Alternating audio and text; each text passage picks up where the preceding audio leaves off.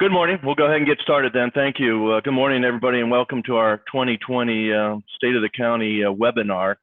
We're happy to have everybody join us this morning, and certainly we were looking forward to seeing everybody in 3D, but unfortunately, we changed and my new least favorite word, pivot, and decided to put together this webinar. So wanted to thank the county and everyone for adjusting and changing and accommodating this format. So we appreciate that very much.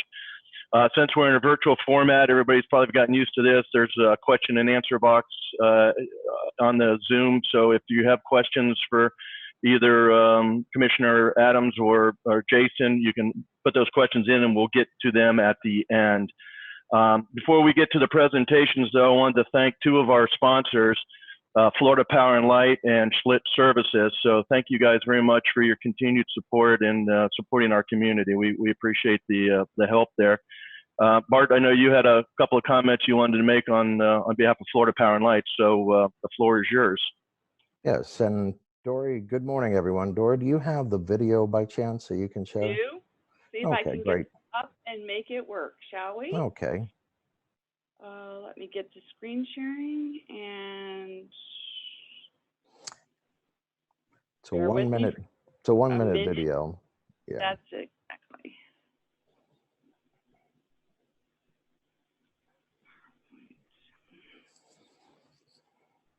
Can you? Is it up? It's up.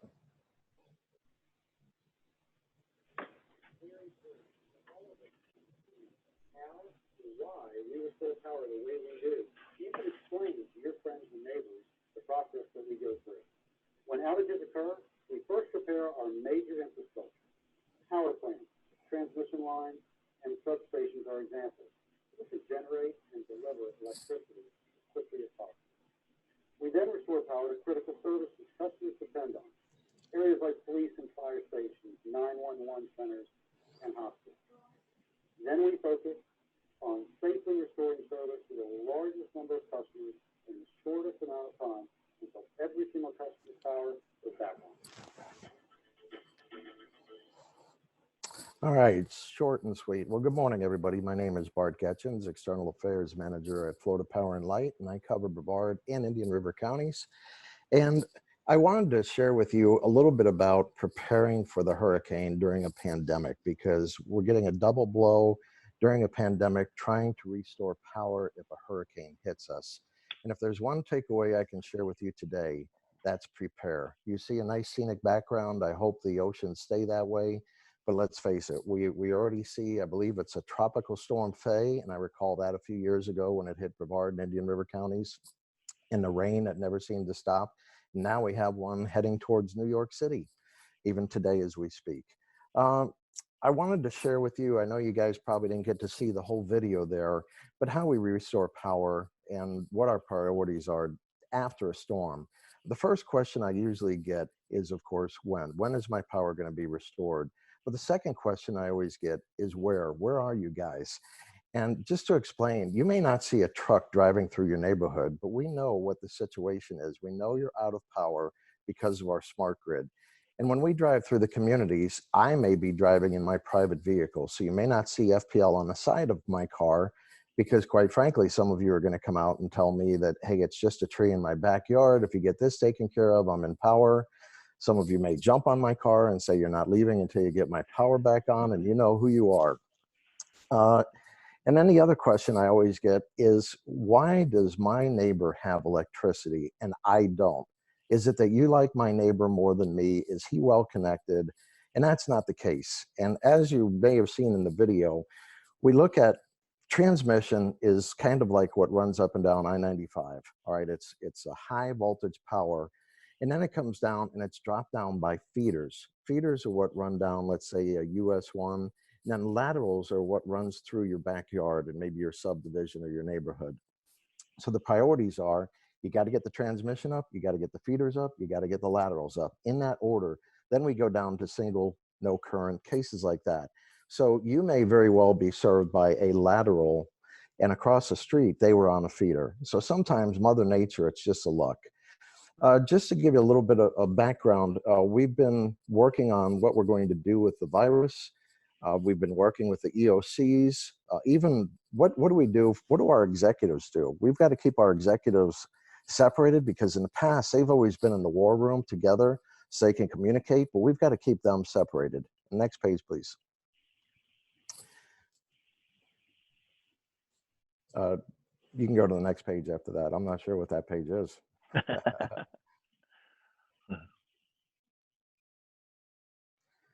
But just to tell you a little bit about, you look at these might bring back some frightening memories for you, for all of us. You look, we had Matthew, we had Irma, we had Michael, and we had Dorian. Dorian was a close call. If you recall, Michael and Irma especially impacted all 35 of our counties, which makes it difficult. If a storm were to just come on shore and hit Indian River County, we could bring in the cavalry. But when you have a storm like Irma that goes up your entire East Coast and all our service territory, as Irma was leaving Key West, it was starting to touch parts of Tennessee. So it was very difficult to round up all the people we needed. As you may recall, for Hurricane Dorian, we had 17,000 people prepared to respond to that storm. But unfortunately, this year, we may not have that many. So again, I'm going to caution you to be prepared. Start thinking about getting gas for your generator. Start thinking about getting for the food you need. Because quite frankly, I don't think you want to be caught in a line 2 days before a storm is going to hit landfall and you're in Publix behind 200 people and the shelves are completely wiped out. And next slide, please. You can see the planning. We always look at worst case scenarios and how we can get more crews down here, which will be difficult this year. For example, will Governor Cuomo say, yes, you can have crews from Con Edison, but when they come back, they're going to have to quarantine for 2 weeks because Florida is now the epicenter. We have a storm dry run that we do every year. You can go to the next slide. We just completed our storm dry run from June 22nd to the 26th. We work on a lot of different scenarios to plan because kind of like Switzerland, at FPL, we have 2 jobs. We have our daytime job, but then we're always prepared to be like we're under attack, whether it could be a pandemic, whether it could be a fire, whether it could be a terrorist attack or even a hurricane, of course, is what we plan for constantly. Next slide, please. And I would ask everyone to please consider looking at the app fpl.com. It's easy to download to your phone. It's going to give you a lot of storm updates. Of course, I'll be working with Jason and the Board of County Commissioners to provide them with updates. I'll also be working with Dory to provide her updates to get it out to the business community. But what we'll do after the storm hits, within 72 hours, we'll be able to identify how long it's going to take to be restored. And with the pandemic and the possibility of not being able to bring in as many crews as normal, this year it may be a challenge for us, but we're going to work around the clock, 24/7 until we get everybody restored. And next slide, please. Again, some of the things we go through the annual storm meeting and working with the local governments, working with customers to let them know what they can expect, and providing safety tips. And if I can put a plug in, every year, every storm, you read about a tragedy where someone wants to be a good neighbor. My generator is loud. I better bring it inside. They're tired. They bring it inside. They close the garage door. And now they've just poisoned their entire family and killed themselves. So if you see that, tell your neighbors, hey, think about what you're doing. Generator safety is critical. A lot of people get hurt. So think about it now. If you have a generator, go ahead and set it up. Do a dry run. Test and see if it works. Next slide, please. Next slide, please.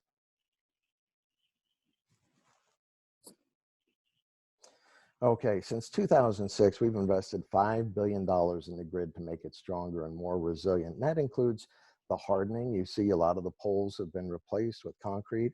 Even the wooden poles, it depends on the class. So if you see a wooden pole replaced by a wooden pole, that doesn't mean it's weaker. It's probably a stronger class pole. We build up to 130 miles per hour. People ask me, why not 150? Because quite frankly, after you get above 130, you're probably not going to have a roof and we're not going to have much of a community in worst case scenario. We do pole inspections. As you've seen, we've done a lot of vegetation management And we're working on the overhead to underground conversions. Next slide, please. You can see here is one of our facilities where with the smart grid, we're able to tell that you're out of power. We may not know the cause. It may not tell us that there's a tree in your backyard, and that's why we go out and patrol. And then we send the vegetation management crews out there. We've installed 120,000 intelligent devices in addition to your meters, which tell us if you're out of power. And we have independent diagnostic centers that come into the community to check, to be able to further diagnose what's going on. And of course, we use drones and we use robots, which we have not used in the past before, let's say, the last 5 years. And that's been a great improvement, something that's really helped our diagnostic and our ability to see what's going on in certain areas. Next slide, please. Again, getting you the information, because I know it's critical. You want to have power as soon as possible. So please check for updates. Again, look at the app, fpl.com. Put the right tree in the right place. You know, we often have, we can trim on either side of the lines up to 10 feet. So if you've got a dead tree over there 20 feet off the feeder, off the easement, you more than likely, like the hanging sort of Damocles, it's going to fall over and it's going to hit the lines and take us out. So please try to be responsible with where you plant a tree or even trimming those trees. Again, we do $5 billion since 2006 in improvements in our system to make it more storm secure and doing undergrounding. And next slide, please. You know, again, we look back at Hurricane Dorian, and thank God that didn't hit our area, but mutual aid is a big thing in our industry. We can't do it alone. We've got the local cavalry that's going to respond to the hospitals, the critical infrastructures in our community, but the mutual aid. And since 2019, we went out to California with the fires, Hurricane Barry. We've worked with tornadoes, some of the cold snaps up north that they've had during some of the blizzards. We went over to Puerto Rico and helped the restoration over there. Next slide, please. And looking at what we've got to do, we've got a number of things in place, because bringing crews down here, we want to send them home. Not only do we want them to be safe, but we want them to be healthy. So in the past, you may have seen huge staging areas, and those aren't going to happen during the pandemic. They're going to have to be very small staging areas, almost micro staging areas. So if a crew comes down from New York and there's 8 of them, they might have to stay together and not be mixed with anyone else, even the tree crews. And then you look at where we put them up for accommodations. Before, we had sleeper cars that could accommodate up to 16 people. We can't mix the crews. The food, we'll probably have to establish a drive-through. And I mentioned our executives who love to get on a helicopter and go out to the communities and talk to people. We've got to think about these things and what we're doing during a pandemic. Next slide, please. And that is my presentation. I just wanted to see if we have time for any questions. But again, I just want to remind everybody to prepare. And if I could put a plug in, I want to thank all the elected officials listening in today. You know, the things they have to deal with, the planning that they've had to go through, working with the EOC, how do they respond to their community if a storm hits with the pandemic, where they shelter them. These are all things that they're working on. So if you see an elected official, it's a tough job, please say thank you. And also to all our county staff and all the municipal staff, they've been doing a fantastic job. So I'd be glad to take any questions if we have any, but prepare. No Thanks, questions Bart. at this point, Bart. Well, thank you so much. Thanks, Bart. We appreciate it. And, you know, the times we're in, you'll have to have those little disclaimers that these photos were taken pre-COVID. So odd times indeed. Jeff, Bob, I see you guys sitting there. Appreciate your support as well. You want to tell us the good work you're doing over at Schlitt Services? Yeah, thanks. This is Jeff Schlitt, and Bob's with me. I just wanted to first off thank you. This is actually one of my favorite chamber events, just getting an update on everything the county's been up to the past year, and then plans for this year and moving forward. So I do enjoy this event. We're lucky. We're blessed to live in Indian River County, to live, work, and play. But it takes a lot of work and planning to keep our community, as special as it is, while maintaining a vibrant business community. And, you know, so it's a balance, you know, have have new business come in, maintain business, all the while, working on infrastructure, protecting everything that makes Indian River special, the waterways, and maintaining a growth that's acceptable to Indian River County standards. So want to thank the County Commission for their leadership in that, in listening to businesses and working with businesses to help our economy. And then especially to Jason and the staff at the county for executing the plans and being thrifty with our tax dollars. Certainly appreciate Jason for that. I don't think he minds being called a cheap SOB, and I love him for that. And many residents love him for that. So with that, I'll turn it over for Bob, and he'll do a quick, who are we? So thanks, Jeff. Kudos to Jason and his team and all of the county officials for the hard work that they do. And here at Schlitz Services, we're a local company. We've been around since 1953. We have 22 employees. Many of our employees are out and about in the community, and that's one of the things that we want to that we pride ourselves on. We are locally owned. We don't have a big national corporate structure somewhere else, and we're here, and we've got plenty of specialists in all of the areas for personal insurance, things like homeowners and auto, commercial insurance like workers' comp and general liability, commercial property. And then in our investment side, we can help businesses set up a 401k plan or a simple IRA plan for their business. And we would welcome the opportunity to do that as well. But we appreciate everything that we have here in the county. We are proud residents and proud members of the county, and look forward to, like Jeff said, this is one of my favorite events of the year as well. So love to hear what's going on in the county, and look forward to what we're going to hear today. Thanks. Thank you both. We appreciate it. And I know you guys are very much involved in the community, having just chaired and wrapped up the United Way campaign, just as one example. So we appreciate having good corporate and local citizens. So thank you guys. All right, now it's my honor now to introduce the County Commission Chair, Susan Adams. And Susan, just to paraphrase my friend Bill Penny, he always says, that it's easy to lead during good times, but true leaders rise to the top when they're faced with uncertainty and crisis. And Susan, I'd put you into that category. I mean, we appreciate the leadership you've shown us in the community. And more importantly, too, we appreciate the commitment to the business community in Indian River County. So thank you for taking the time this morning. And with that, Susan, we'll turn it over to you. Well, thank you very much. It is my pleasure to be here today. I will have to say that my first year as chair has definitely been very memorable. But this is always a fun event to prepare for, because I think we've been so consumed with COVID-19 since March that this gives us a good opportunity to kind of look back on our projects from the past and be reminded that there was life before the pandemic. So we've compiled a couple of highlights about where we've been, and then Jason is going to jump into where we're going. So with that, we'll start off with our Sector 5 Beach Renourishment Project. This was a much needed project, primarily done within the city limits of the city of Vero Beach. This project represents the final phase of implementation of our beach management plan. And from this point forward, as we work through that plan, we'll be in more of a maintenance phase.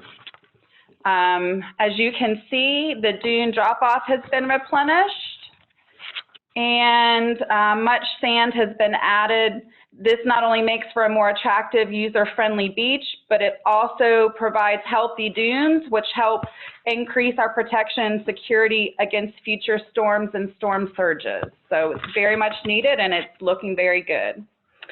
Next, we have our solid waste facility. It's not perhaps the most exciting project to most people, but if you've ever taken a load out to the yard waste facility, you will definitely appreciate how much this was needed. We partnered with Atlas Organics, a composting company housed at the neighboring Indian River Eco District, on these upgrades. And this has allowed us to capture more material and work with Atlas Organics to create a sustainable product for the consumers. So we're very happy about that partnership. I think a lot of people are aware of the Jackie Robinson Training Complex and the changes that have been going on there. Lots of work around the complex. One of the most exciting things for me anyway is the walking trail that's located on the old golf course property. You can see it kind of called out there in purple. This allows us to offer a passive usage for this green space when it's not being used by the complex for overflow parking.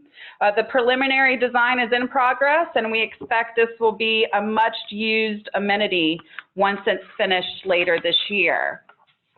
And we also have some infrastructure upgrades to the complex itself. We've added 6,478 new seats and benches. Field renovations and roofing projects are being completed as part of the transition from historic Dodgertown to the Jackie Robinson Training Facility. This is also a great partnership with Major League Baseball, and we look forward to its completion and what it will be able to bring to the community in the future. We have, let's see, there we go, conservation lands. One of the coolest projects I think we have going on this year is the Jones Pier project. This mixes historical preservation with science and conservation.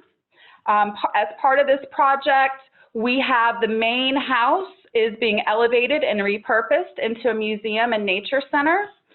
We're adding picnic pavilions and restrooms and parking areas, and the historic fruit stand will be recreated. The observation pier is being repaired, and this project does include pedestrian loop trails, wetland habitat, and gopher tortoise sanctuaries. As you can see, much work has been done on the wetland habitat, and this recreates the traditional habitat of the area and works to help clean the lagoon as water comes into the system, is filtered by our aquatic vegetation plantings, and then goes back into the lagoon. But it also allows for public education on how the wetland systems work and why they are important to the lagoon. The renovations of the historic pier, many of our old timers and long-term residents talk about stopping at Mr. Jones Pier and getting fruit or sharing stories. And we are very excited to be able to protect his legacy and build on it with this all-encompassing project. And many thanks to our partners at the Lagoon Council and FIND for helping to fund this.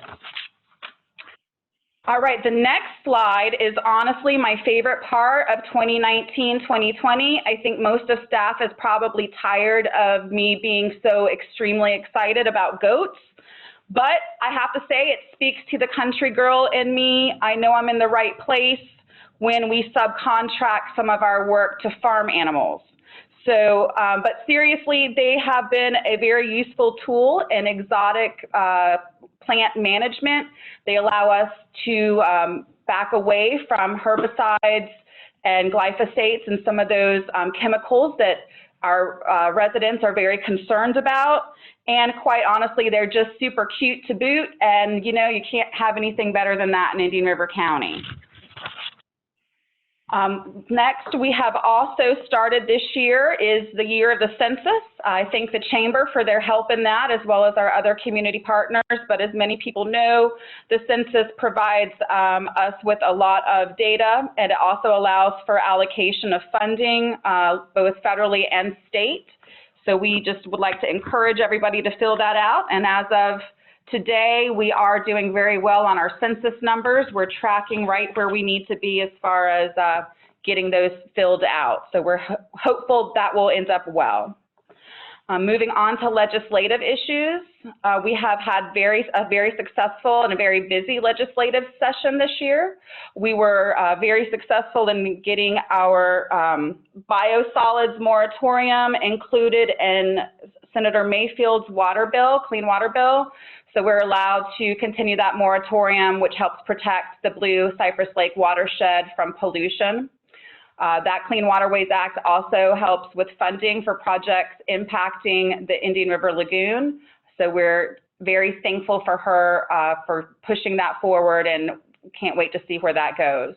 Recycling was a project and a bill that we've been working on for many years that has passed this year, and it just includes some additional language that we have to work with our partners on when we enter into our recycling and waste contracts. The two last legislative issues were kind of unique.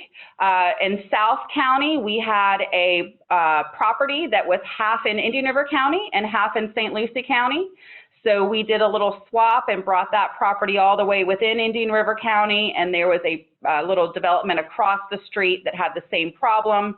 So we just kind of swapped those properties. So now they're both within one county instead of two. And then the A.B. Michael Bridge, for those of you that might not know, Mr. A.B. Michael, who's considered the Dean of Florida Citrus, is a was a longtime resident of Indian River County. And the Wabasso Bridge had been named after him back in the 50s or 60s, but when the state did that, they actually named it the A.B. Mitchell Bridge. So they misspelled his name, and in order to get that changed, when his family brought it to our attention, we had to have another bill passed to do that. So that's been done. We're very thankful for that, and that will help solidify the history of our founding fathers, and we should see some new signage going up there very soon. So that's kind of where we've been this year for Indian River County, and now I'm going to turn it over to Jason, who has all the information on where we're going, and probably much more exciting than where we've been. Thanks, Susan. All right. Appreciate that, Jason. I know you're up next. Appreciate your time. Jason, I was thinking I've had the chance to attend a couple of the Florida Government Finance Officers Association conferences. I know you attend those as well, and I don't ever recall a breakout session called Pandemic. What the heck do we do now? So thanks for your leadership in the county and literally writing the playbook, I think, as we move forward here. So thank you. I know we want to hear about what, everything else that's going on in the county, but thanks to everybody for helping us over the last several months. So go ahead, Jason. All right. Yes. Thanks, Ross. Never thought we'd be dealing with pandemics at government finance officers seminars either. Right.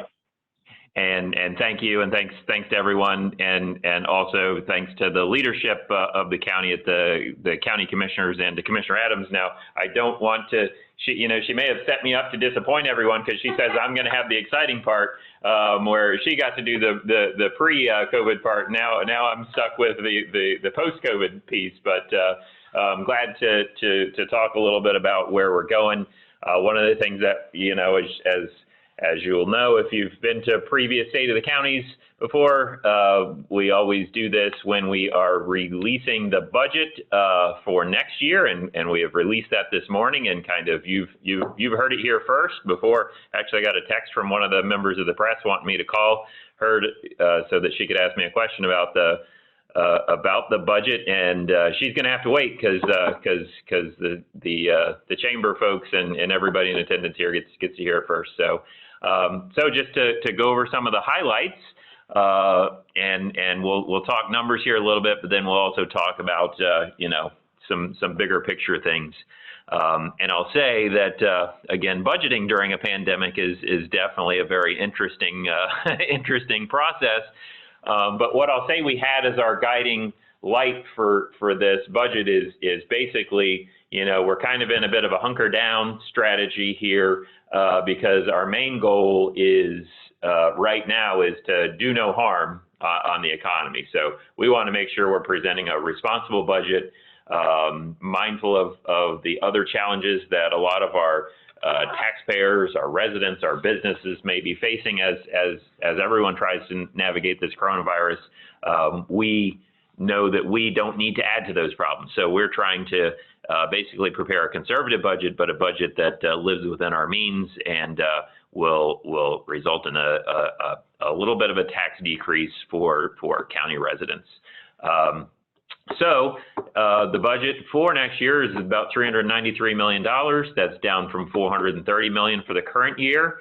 And as everyone may be tired of hearing, we're still well below the budget back in 2006, 2007. Now we've had a lot of inflation and a good amount of growth. and a lot of extra things we're doing now since then. So we're continuing to do more with less. We were fortunate this year that the tax roll, and Wesley Davis has talked about this, the property appraiser, that tax roll is set as of January 1st. So you will see in that tax roll per Florida statute, there's been no, that is set as of January 1st. And so any potential impact from coronavirus is not reflected there. You know, a lot of anecdotal evidence there right now that some of those prices seem to be holding up pretty well, at least on the residential side. I think Wesley stated he's got a few more concerns about the commercial side. I would share that. I think it's gonna be more of a challenge for that commercial property going forward than residential. But we have been working with that tax roll increase, but also we have a significant amount of other revenue decreases that basically offset that. So one of the biggest things that impacts our budget is the sheriff's office. His budget request was an increase of about $2.6 million or 4.8% from the current year. The recommendation is for an increase of $1.9 million or a 3.4% increase. I talked to the sheriff. We have reached agreement on that dollar amount. Probably more than I wanted to spend and less than he wanted to get, but that's how you have compromise and make a deal there. So we have continued to prioritize public safety and law enforcement in this budget. We've made a lot of other cuts in other areas in order to be able to facilitate this.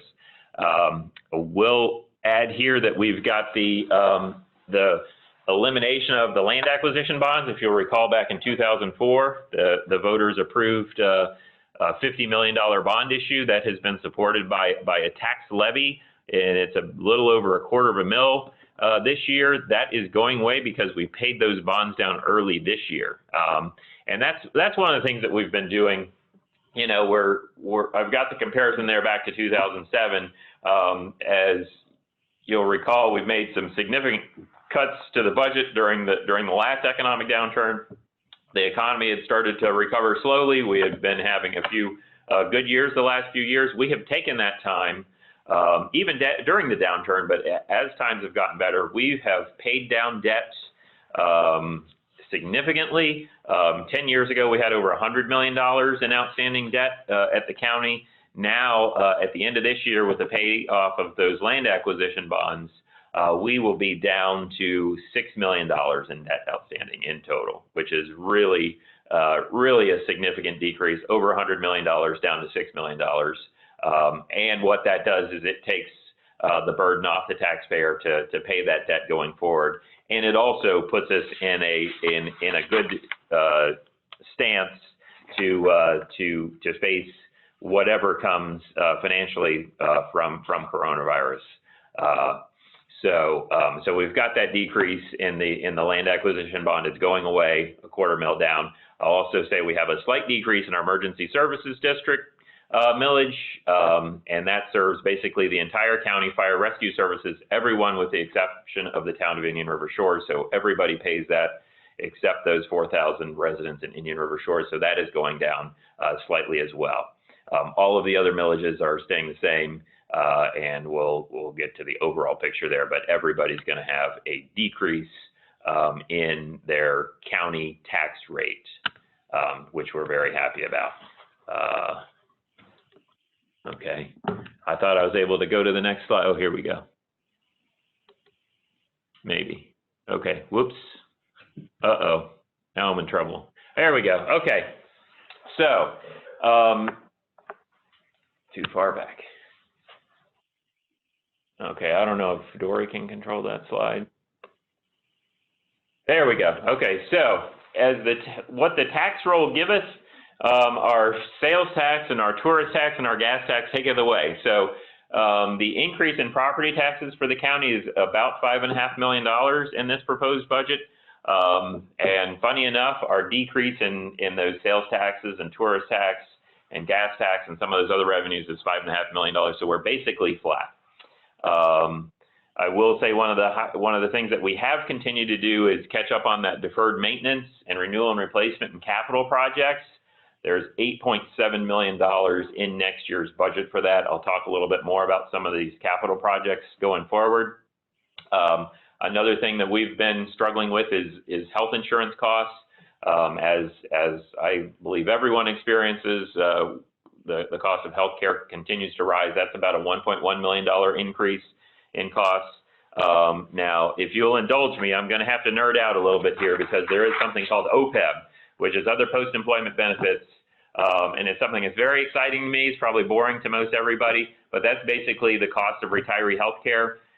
We had set up a fund to fund that cost in 2008, and it had no money in it. And basically, we've built that up over the years to where we're in a good place now, and we're actually going to save $1 million on our OPEB contribution, which basically balances out that $1 million increase, just nets it out. So kind of washes away that $1 million health insurance impact, which has been a tremendous help for us. Overall, in the budget, we have a decrease of one full-time county position, departmental position, and the constitutional officers are basically flat. So overall, one decrease in county and constitutional.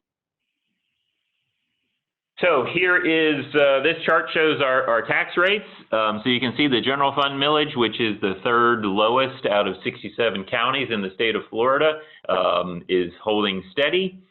Those land acquisition bonds are gone, so that's going to be a decrease of $0.25 mil, and so everybody in the county pays those taxes. So everybody is basically going to see a decrease of 6.75% in the countywide tax rate.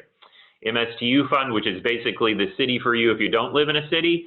So if you live in Sebastian, Vero, Fellsmere, Indian River Shores, Orchid, you don't pay this. But this funds some of the municipal services in the unincorporated area, like the sheriff's, law enforcement, and a significant portion of the county pays that because about 2 out of every 3 residents of the county doesn't live in a city. So that is staying the same. And as mentioned before, we've been able to fund the Emergency Services District, our fire rescue folks, including some new, hopefully some new station construction, with a slight decrease of about 0.5% in that rate. So what does that mean for the typical house? So you look here at $200,000 taxable value house. Again, it depends on where you live in the county, so you got different rates. If you live in Indian River Shores, you get a $51 decrease, or a little under 7% from what you paid this year. If you live in any of the other cities, or the unincorporated area, you get about a $53 and change decrease, and that is about a 3 to 4% cut in your taxes. Now, I will say that homesteaded property, if you're homesteaded, you could have an increase in your taxable value of up to 2.3% because there's a CPI component to that. But even if you have that increase, you will still see, with these decreases in tax rates, you will still see a decrease in your tax bill of between 1 and 4% next year. So we're very happy about that. This is just a little comparison of where we've been from years ago. Just shows that one thing that I think is important to point out is our taxable value now is $19.6 billion. This is actually the first year that the county's taxable value exceeded the amount that it did in 2006-07. Last year, we missed by about, a few $1 million, I think. So we were basically about the same last year. And this year, we have finally, 13 years later, 14 years later, reached that amount. So we'll look at at some of the cuts that we've made and doing more with less. We had 964 full-time positions back there in 2006. Here we are in 2020, 883. Now, during that time, we've added 4 additional fire rescue stations and a third library branch. So we're providing more services with fewer employees. And I have to thank all of our county employees for all of the great efforts they've made to be able to get us there. So focusing on the general fund, which everybody pays, That 5.3% tax roll increase is a $3.3 million increase in revenue. Same tax rate. The coronavirus reduction in our other revenues like sales tax, state revenue sharing, some of our user fees, we expect those to go down $2 million. And let me just say our revenue projections, we're trying to be conservative on these, but there's a lot of uncertainty. So a lot of this may need to be adjusted mid-year. We have, for instance, forecasted decrease of about 15% in our sales tax revenue, and a lot of our other revenues are down 10 to 15% as our estimate. Our hope is that we have a robust recovery. I think over the last couple months there were some positive surprises there. Payrolls grew a little more than was expected, and the economy seems to be bouncing back. However, there's just a lot of uncertainty out there. We always want to be conservative in our forecasts, and hopefully we're pleasantly surprised. If things are worse than we projected, we stand prepared to make mid-year adjustments as needed. So back to that $3.3 million additional revenue.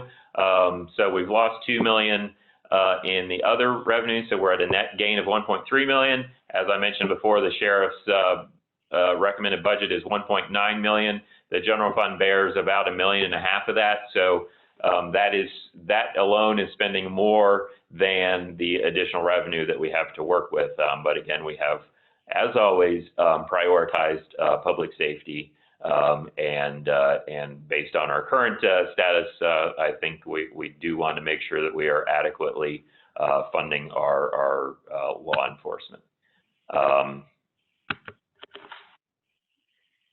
Can we go to the next slide there? It won't move for me.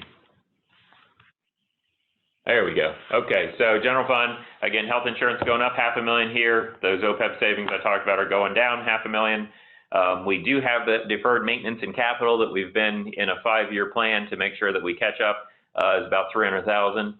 Children's services, while the there was talk earlier of a potential ballot initiative for children's services, that has been removed from those folks based on the potential impact of coronavirus. However, I do want to just note that our existing children's services millage is going to result in an increase of $140,000 in those children's services agencies for next year. We also have responsibility to fund other state agencies like the court system, state attorney. We're spending another $140,000 there. So if you're keeping score at home, we had $1.3 million extra to work with, and we have spent between the sheriff, constitutional officers, state agencies, and those children's services nearly $2 million.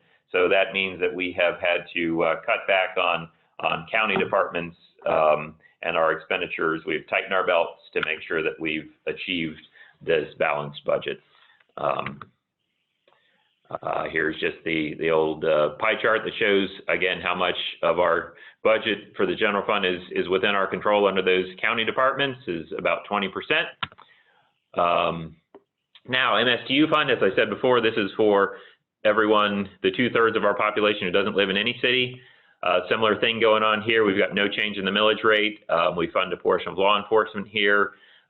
We have a projected loss of almost $400,000 due to coronavirus, and we do have a decrease of 1 full-time position here. Emergency services.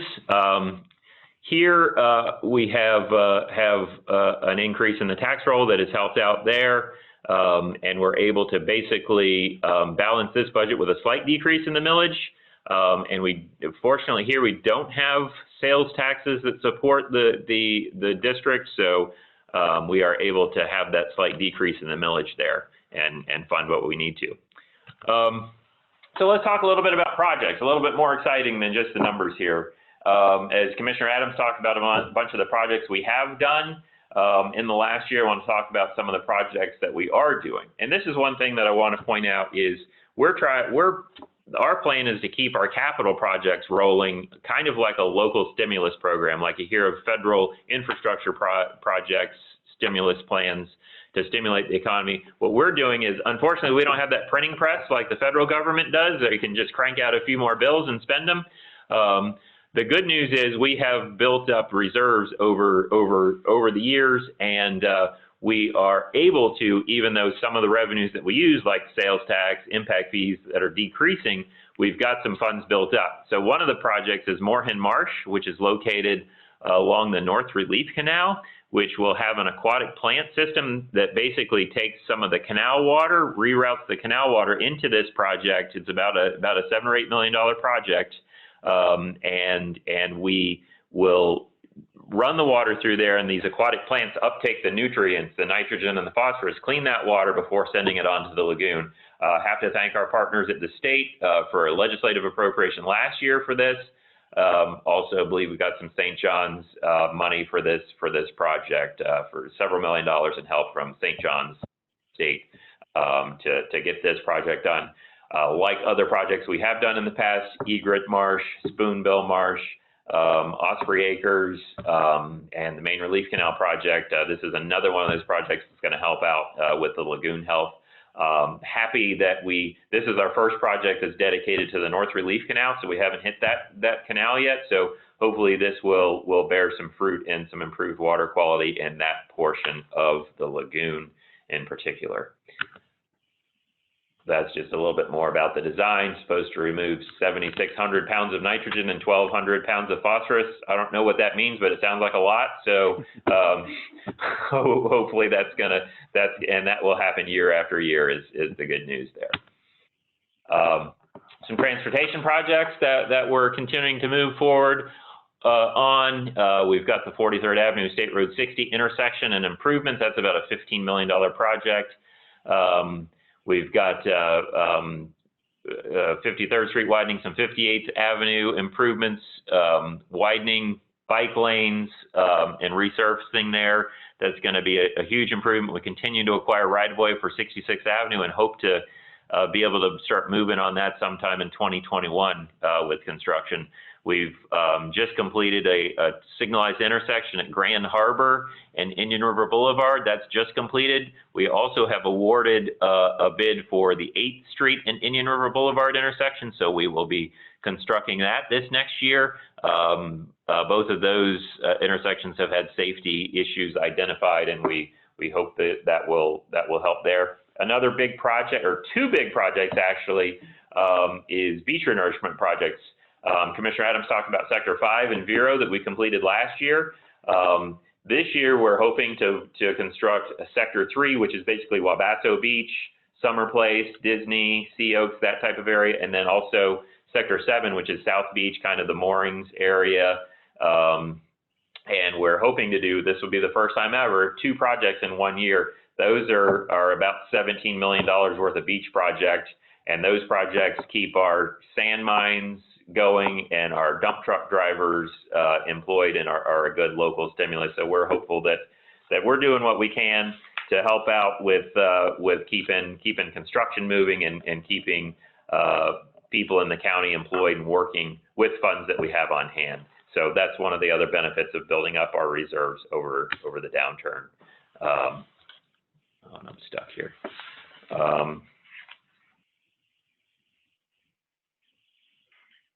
So that's pretty much it.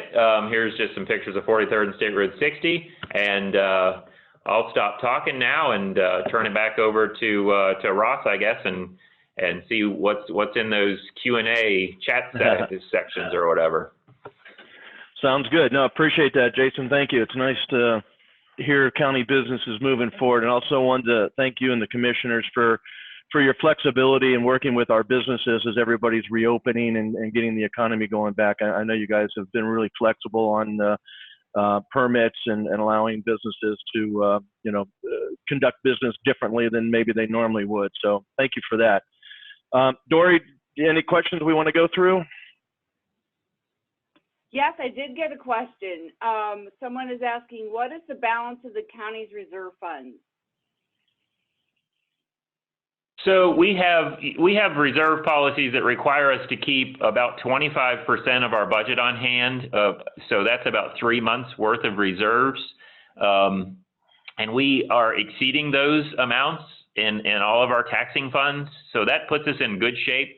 One of the things, the current year budget that we're dealing with, we're estimating about a $5.5 million revenue loss, and we've made some adjustments internally. We've had a soft hiring freeze. We've had some fuel price savings. We've suspended travel and unnecessary capital and saved some money, but we're probably going to use a little bit of reserves this year. But the good news is that we have basically a balanced budget next year, and we hope to not use the reserves, but we do have them there if we need to use them, so that we can keep operations going, hopefully until we get past the worst of the financial impacts here. And then I have one more comment, which is just a hats off to the county for the new Fellsmere boat ramp. Thank you. Wait, let's see. Excuse me, there's one more that popped up.